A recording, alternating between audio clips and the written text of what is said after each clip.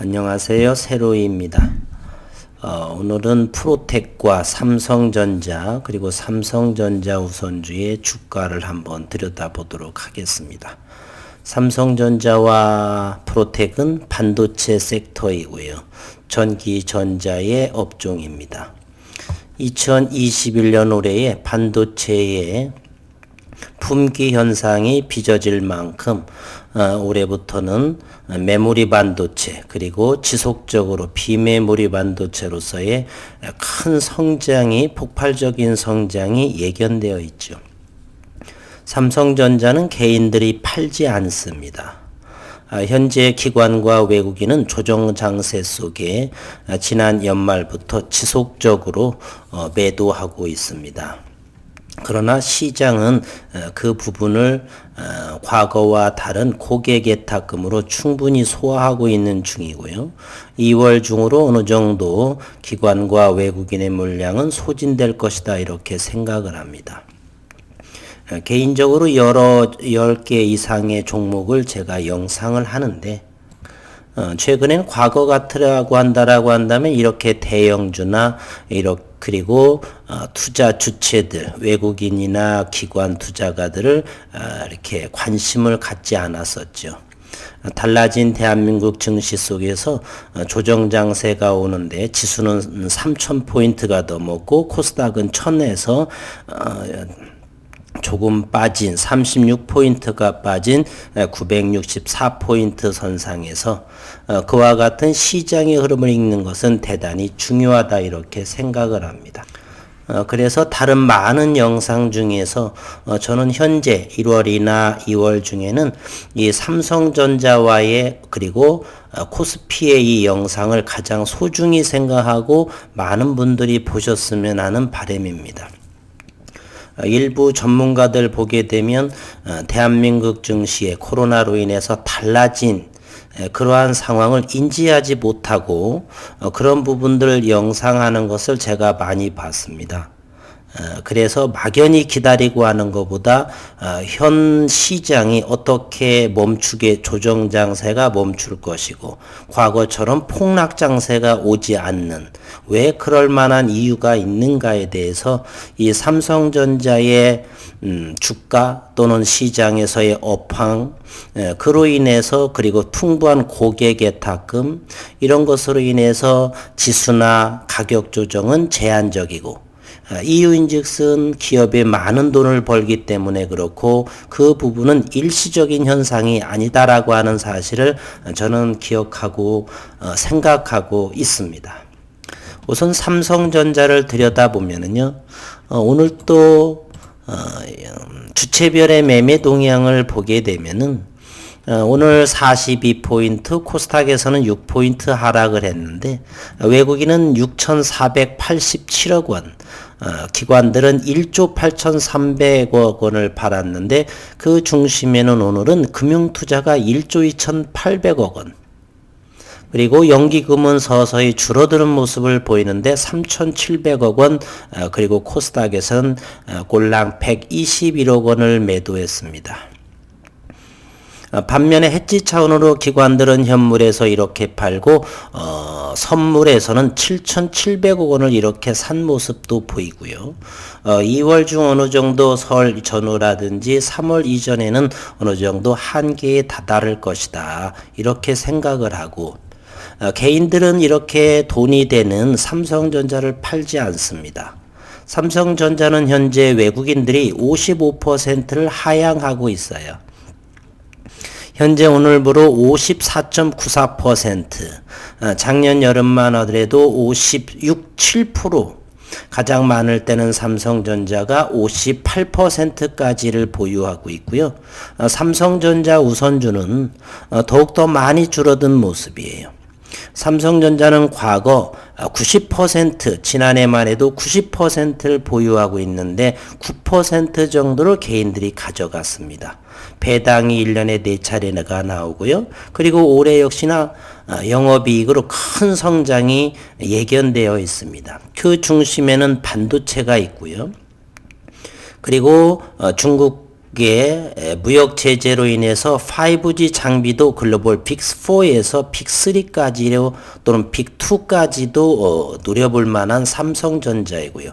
가전제품이야 기존과 크게 달라질 부분은 없고 모바일 폰 역시도 어느 정도의 상승이 예견되어 있고요.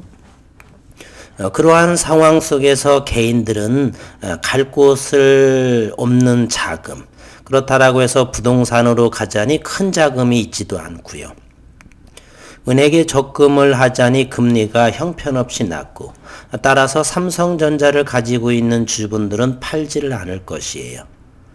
최근 들어서 삼성전자는 3개월만 보더라도 보통주 기준으로 외국인은 6,100만 주 정도를 팔았고 기관들은 8,640만 주 정도를 팔았습니다. 1년 동안을 확인해 보면은 외국인들은 외국인들은 1억 5천만 주 정도를 팔았고 기관들은 1억 5,500만 주 정도까지를 이렇게 판 상태입니다. 오늘 또 상당하게 수습을 한번 보게 되면요. 삼성전자를 보게 되면 우선은 삼성전자는 오늘 또 외국인이 350만 주, 기관들은 730만 주, 이래서 1000만 주 이상을 또 팔게 됩니다. 끝없이 팔 수는 없는 상황이고요. 내일 정도는 오히려 금융투자에서 어느 정도를 다시 매수세가 들어올 거라고 생각을 합니다. 오늘 기관들 금융투자 위주로는 1억 2,800만 주를 팔았죠. 내일 정도는 어느 정도 다시 수급으로 들어오게 되면 또 지수도 폭등할 수도 있는 상황에 놓여 있고요. 금요일을 이용해서 더 빠질 것 같지만 오히려 그 심리를 이용해서 저가 매수세에 기관 투자가들이 저는 들어올 거라고 생각을 하고, 어쨌건 2월까지는 잘 지수의 이 기관 내 물량, 외국인의 물량을 잘 수급 상황을 들여다보는 것이 시장을 임하는데 좋을 것 같다, 이런 생각을 해봅니다. 그리고 프로텍 같은 경우도요. 프로텍은 반도체의 품귀 현상으로 인해서 큰 거래량, 역대급의 두 번째 거래량이 터졌습니다. 그래서 현재는 가격 조정이 나와서 35,000원대도 하락을 했는데 수요일부터 점진적으로 이렇게 또 매수세가 들어오는 모습, 이렇게 양시장에 빠졌음에도 불구하고 이것은 하방 경직이 되고 오늘은 33,600원의 종가를 형성했습니다. 프로텍은 불확실성이 좀 해소된 상황이고요. 2월 2일에 실적 발표가 어느 정도 지난해 발표됐죠. 잠시 들여다보도록 하겠습니다. 직전 사업연도의 매출은 이와 같이 있죠. 51%가 매출이 코로나로 인해서 줄었습니다. 영업이익은 153억 정도가 됐고 66% 영업이익이 줄었고요. 그나마 4분기에서 어느 정도 회복된 모습을 보이고 있습니다. 그래서 단기 순이익이 110억 원, 70%가 줄어든 모습이에요. 284억 정도로 줄었으니까 대단히 줄어들었고요. 이 줄어든 모습을 보게 되면 코로나가 하기 전에는 상당한 374억 원의 순이익을 보였고 영업이익도 역시 460억 원 정도의 영업이익을 보연 이렇게 대단한 회사 중에 하나입니다. 유보율도 역시 수천 프로가 되고요. 상당한 회사가 되죠. 올해 들어서 이제 반도체 품귀 현상, 그리고 평택의 이 3공장이 양산화가 시행을 하게 된다면 유연 소자에 특화된 앞으로의 5G 비메모리 반도체, 메모리 반도체가 폭발적으로 늘어나는 상황에서 반도체 제조 설비인 프로텍의 장비가 어느 정도 들어갈 것이고, 그리고 차세대의 유연 소자에 특화된 그러한 장비, 갱본더가 도입될 거다, 이렇게 생각이 되고요. 시간의 문제다, 저는 이렇게 생각이 됩니다. 프로텍의 갱본더 장비가 반도체 칩에 가는 열 손상은 줄이고 생산성은 높인 차세대 방식으로 세계적으로 아직 상용화된 사례가 없는 만큼 혹자 일부 분께서는 유연소자는 너무 요원하지 않느냐. 그것은 기술력이 부족해서인 것이고요. 이렇게 기술이 만들어진 상황에서는 사용할 수밖에 없는 것이죠. 양산성 테스트 통과 시 파급력은 상당할 것이다. 현재 테스트가 진행된다고 지난해 7월에 기사로 나왔었죠. 기계연구원의 송준엽 부원장은 갱본더 장비는 유럽, 일본 등의 반도체 장비 선도국가의 소수업체가 주도하고 있고 최고 사양의 반도체 조립 장비보다 앞선 세계 최고 수준의 기술이다. 앞으로 웨어러블 디바이스, 스마트 카드, 마이크로 LED 디스플레이 또는 AI 반도체 패키지와 같은 웨이퍼 패널 레벨 패키지의 초정밀 조립 분야에 활용할 수가 있어 새로운 장비 산업 창출로 확대될 것이다. 예. 어느 정도 하반기 또는 그 이전에 물론 저는 계약으로서는 나올 것 같지는 않아요. 나온다 손치더라도 알려지지 않은 비밀 계약으로 나올 것이다. 어쨌건 기사로서는 나오겠네요. 주체는 나오지 않을 상황일지라도 말입니다. 그래서 지난해 코로나로 인해서 1, 2, 3분기는 대단히 프로텍의 매출과 영업이익이 적었는데 4분기에서 어느 정도 회복된 모습을 보이고 있다는 생각이 듭니다. 기술적으로 보더라도 지난번에 상한가를 한번 갔었고 대량 거래가 폭발했었죠. 지금은 이와 같은 서서히 한번 죽을 것 같지는 않습니다. 저점에서 최근 25,000원대를 저점으로 해서 100% 오른 것도 없고요. 따라서 이 큰 거래량은 성장성으로 하는 사고 팔면서 어느 정도 점진적으로 4만원대도 시간 문제이지 이렇게 점진적으로 저점을 높여가는 프로텍의 주가의 모습을 기대하겠습니다.